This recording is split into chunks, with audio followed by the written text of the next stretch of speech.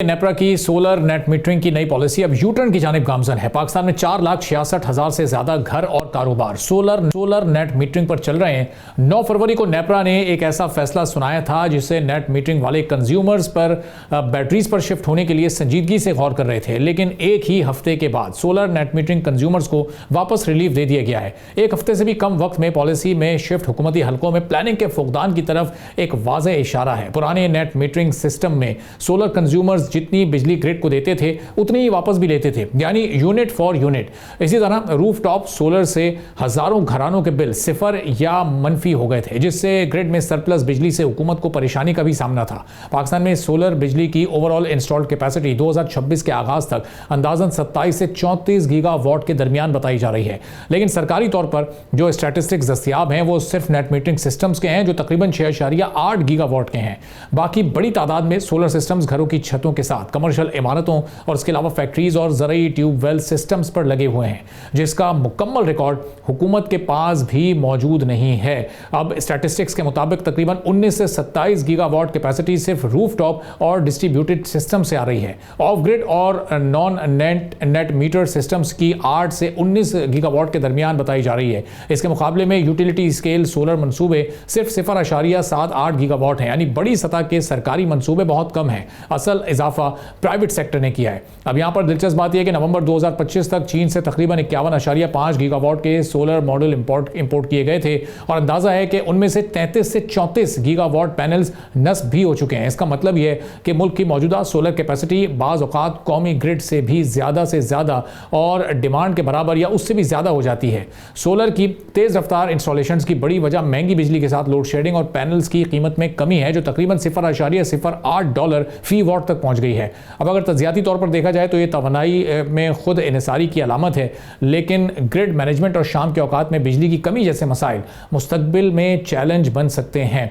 अब हुकूमती कमज़ोरी इस वक्त ये है, इस तरह से सामने आई है कि जो इस वक्त IPP से महंगे मुआहदे और एनर्जी सेक्टर का सर्कुलर डेट है, इन मसाइल से निपटने के लिए हुकूमती नए निज़ाम में यूनिट फॉर यूनिट एक्सचेंज ख़त्म कर दी गई है। इस नई पॉलिसी के तहत सोलर कंज्यूमर बिजली सिर्फ ₹8.13 फी यूनिट पर बेचेगा और वापस खरीदेगा अब ₹60 फी यूनिट तक पर, यानी एक तरफ सस्ता बेचना पड़ेगा और दूसरी तरफ से महंगा खरीदना पड़ेगा। नए सोलर कंज्यूमर्स के लिए अब कॉन्ट्रैक्ट की जो मुद्दत है, टाइम फ्रेम है, वो 7 साल से कम करके 5 साल कर दी गई है और इजाफी बिजली की खरीदारी सिर्फ ₹11 फी यूनिट पर होगी। अब इस नई पॉलिसी पर पहले से मौजूद सोलर कंज्यूमर्स की तरफ से हुकूमत पर शदीद दबाव देखा गया और फिर प्राइम मिनिस्टर शहबाज शरीफ ने फौरी नोटिस लिया और पावर डिवीजन को हिदायत दी कि मौजूदा सोलर कंज्यूमर्स के मुआहदों के तहफ़्फ़ुज़ के लिए नेपरा में रिव्यू अपील दायर की जाए और फिर उसके बाद जो कुछ हुआ वो सारी सूरत हाल आपके सामने रही है। इस पूरी सूरत हाल पर हम बात करेंगे। डॉक्टर साहब हेड ऑफ रिसर्च हैं SDPI के, हमारे साथ मौजूद हैं। डॉक्टर साहब बहुत शुक्रिया प्रोग्राम के लिए, आपने वक्त निकाला। अब नेपरा की जानिब से जो ये यू टर्न सामने आया, इससे हमारे नेशनल ग्रिड को क्या फ़ायदा क्या नुकसान होगा, सोलर कंज्यूमर्स का इससे क्या नुकसान है, जो इन्वेस्टमेंट इस वक्त इस इंडस्ट्री में आ रही है वो इससे कितनी मुतासर होने का खदशा है, क्या तज़िया तबसरा करेंगे इस पूरी सूरत हाल पर? जी बहुत शुक्रिया। जी देखें, प्राइम मिनिस्टर की इंटरवेंशन के बाद आपके जो एग्जिस्टिंग कंज्यूमर्स हैं वो तो प्रोटेक्ट हो गए हैं। जब तक उनका एग्रीमेंट ख़त्म नहीं होता वो बिल्कुल उन्हीं शराइत पे रहेंगे। प्रॉब्लम ये है कि जो नई ग्रोथ होनी है वो रुक जाएगी और नई ग्रोथ से शायद आपके ग्रिड को तो फ़ायदा हो जाए कि आपके जो ख़ास तौर पे वो कंज्यूमर जो ज़्यादा बिजली कंज्यूम करते हैं वो ग्रिड पे ही रहेंगे। ये अजम्पशन है पावर डिवीजन की और नेपरा की, लेकिन अब ये होगा कि जब जो भी नया कनेक्शन लगेगा वो ऑफ ग्रिड लगेगा, विच मीन्स के उसमें या तो बैटरी की तरफ जाया जा रहा होगा या उसको दीगर मॉडल्स को यूज़ करते हुए वो होगा। नेट मीटर्ड कंज्यूमर्स जो हैं वो नए सारिफिन नेट मीटर्ड कंज्यूमर्स नहीं होंगे। इसका नुकसान ये होगा कि जो नंबर्स आपने भी बताया अपने इब्तदाइये में, जो हुकूमत के ऑफिशियल नंबर्स हैं कि 12,000 मेगावाट जो है वो ऑफ ग्रिड कंज्यूमर्स हैं, उनकी तादाद में इजाफा होगा, ना कि नेट मीटर्ड कंज्यूमर्स की, विच मीन्स कि वो हुकूमत के सिस्टम से निकल जाएंगे। आप जितने भी लोग सोलर पैनल्स लगा रहे होंगे वो उनके रडार से निकल जाएंगे, सिस्टम का हिस्सा नहीं रहेंगे। तो फ़ायदे की बजाय शायद लॉन्ग रन में नुकसान हो रहा होगा हुकूमत को। शॉर्ट रन में शायद उनको फ़ायदा हो रहा हो, लेकिन लॉन्ग रन में नुकसान हो रहा होगा।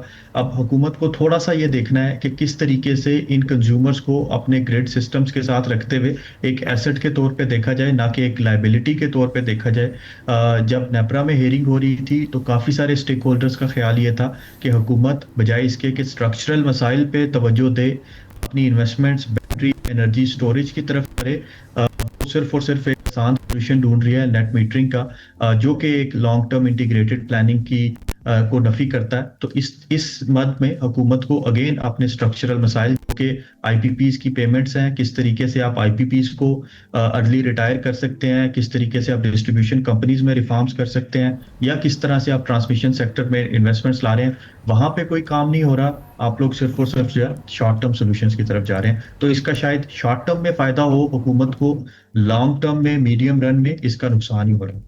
ये जो इस वक्त पाकिस्तान के चैलेंजेस हैं एनर्जी सेक्टर के, उसमें ये क्या एक बेहतर कदम था हुकूमत का नेट बिलिंग की तरफ जाना, या नेट मीटरिंग ही एज एनर्जी एक्सपर्ट आपका क्या ओपिनियन है, वही बेहतर ऑप्शन है? देखिए, हुकूमत जो आपको हुकूमत जिस पैराए में प्लानिंग करी है, वो सिर्फ और सिर्फ ग्रिड को बचाने की, अपनी जो लेगेसी एग्जिस्टेड सिस्टम है, स्टेटस को बचाने की प्लानिंग की जा रही है। अगर इसको इनोवेटिव तरीके से सॉल्व करने की कोशिश की जाती तो शायद ये वाला मैयर हुकूमत ना लेती, नेट मीटर्ड सार्फिन को एज एन एसेट देखा जाता। फॉर एग्जांपल, अभी जो सबसे बड़ा मसला है जिसकी तरफ इशारा किया जाता है पावर डिवीजन की तरफ से, वो ये है कि दिन में आपकी डिमांड बहुत नीचे चली जाती है और रात में एकदम से इंक्रीज होती है। तो क्यों नहीं ग्रिड पे इन्वेस्ट करके आप बैटरी स्टोरेज की तरफ जाते, ताकि जब दिन के औकात में आपके पास सरप्लस इलेक्ट्रिसिटी है, आप उसको स्टोर कर लें और रात में उसको रिलीज करें, यूज करें। तो आपके दोनों मसाइल हल हो जाएंगे कि आपको महंगे आईपीपी से बिजली भी नहीं लेनी पड़ेगी, आपका ग्रिड भी स्टेबल रहेगा, और साथ में पैरेलल में आपको रीनिगोशिएट करना था अपने बड़े आईपीपीज के साथ, खास तौर पे अपने इंपोर्टेड कोल के प्लांट्स के साथ, ताकि आप उनको रीपर्पस कर सकें बैटरी एनर्जी स्टोरेज में। एक तो उनकी बच जाती, दूसरा ये कि वो माहौल के हिसाब से, इन्वायरमेंट के हिसाब से बड़ा अच्छा होता, आपकी एमिशंस कम होनी थी। तो चूंकि इस तरह की इंटीग्रेटेड प्लानिंग का फुकदान है, तो आप जो है वो शॉर्ट टर्म मेजर्स पे फोकस करते हैं, लॉन्ग टर्म मेजर्स की तरफ नहीं जाते। तो अगेन इस प्लेटफॉर्म से भी मेरी रिक्वेस्ट होगी गवर्नमेंट से कि वो मिनिस्ट्री ऑफ क्लाइमेट चेंज को, मिनिस्ट्री ऑफ कॉमर्स को मिला के डिसीजन मेकिंग करें, तब जाके आपको इसके जो ट्रिकल डाउन बेनिफिट्स हैं नेट मीटरिंग के, सोलर पावर के, वो आपको पता चलेंगे। और फिर आपकी जो कॉस्ट एंड बेनिफिट की इक्वेशन है, जो कि अभी सिर्फ और सिर्फ लेगेसी सिस्टम सेंट्रिक है, वो थोड़ी सी ब्रॉडर वे में आपके सामने आएगी और आपको पता चलेगा कि इसके जो बेनिफिट्स हैं वो ज्यादा हैं और कॉस्ट कम है, और फिर आपको प्लानिंग में भी हेल्प मिल सकेगी। और खालिद साहब, ये नेट बिलिंग वाला मैटर भी क्या बेहतर तरीके से गवर्नमेंट डील कर सकती थी? जो रेट थे 8 रुपए के या 11 रुपए के, क्या वो उनमें थोड़ा सा अगर इजाफा रखा जाता, कोई ऐसा वे आउट निकाला जाता जिसमें कंज्यूमर्स का भी उतना लॉस नहीं होता जितना इस सिचुएशन में हो रहा था, तो ये केस बेहतर अंदाज से डील हो सकता था, फिर शायद ये यू टर्न इस तरह नहीं लेना पड़ता?